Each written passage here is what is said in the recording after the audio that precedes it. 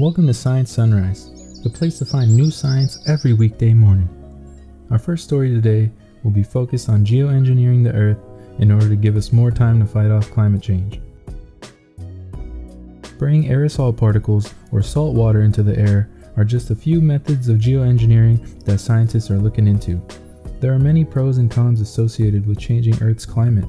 Some pros being aerosol has worked previously in the past, geoengineering will give us more time to change our pollution output, and geoengineering would save lives in the short term that would have been lost to flooding or other climate change risks.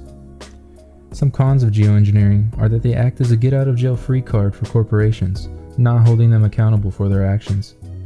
Increased inequality between developed and undeveloped countries also may take place, as well as the overall issue of scientific accuracy, whether or not something that's done in a lab will have real results in the real world.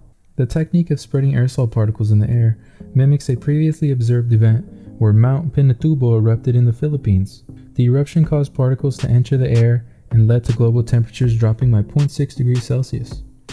Harvard scientists have stated that if humans were to fly a fleet of airplanes and sprayed aerosol into the upper atmosphere, it would take 60,000 particle dumps by 2035 to take global temperatures down by 0.3 degrees Celsius. The other technique of spraying salt water into the air is effective by forming water droplets in the marine clouds that would make them brighter and reflect more incoming radiation. Although both techniques may seem promising, we cannot forget the importance of lowering our pollution in general. Moving on to our next story, NASA has recorded one of the largest solar flares in over 3 years, which was rated at level M4.4 on astronomers' sunstorm scale, meaning that this is considered a medium eruption. They've used several tools to record the flares, which give us a good look into how solar flares work. Here you'll see NASA's Solar Dynamic Observatory capturing the solar flare.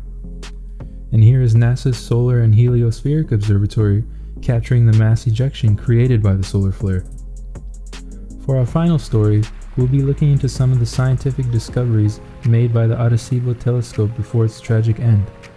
In the early 1990s, Arecibo helped scientists discover ice on Mercury, which led to further speculation on whether there was ice on the shadowed craters of our moon. Venus is covered in a thick layer of clouds that made mapping the terrain almost impossible. That is, until Arecibo came along and showed us its terrain, as well as ancient lava flows that covered parts of Venus. Back in 1989, Arecibo revealed the first double-lobed asteroid in the solar system. But out of all the discoveries made by the Arecibo telescope, the most important was the accidental discovery of pulsar planets orbiting the PSR B1257+12 pulsar. These were the first planets discovered around another star, a breakthrough for science all because of an accident.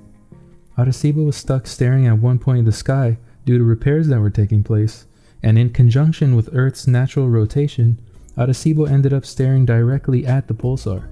The pulsar seemed typical at first, but small fluctuations in the arrival time of radio bursts indicated that the pulsar was wobbling due to the gravitational pull of unseen planets. Absolutely amazing. That's going to wrap it up for our first video. We'll see you guys in the next weekday morning for more new science. Thanks for watching.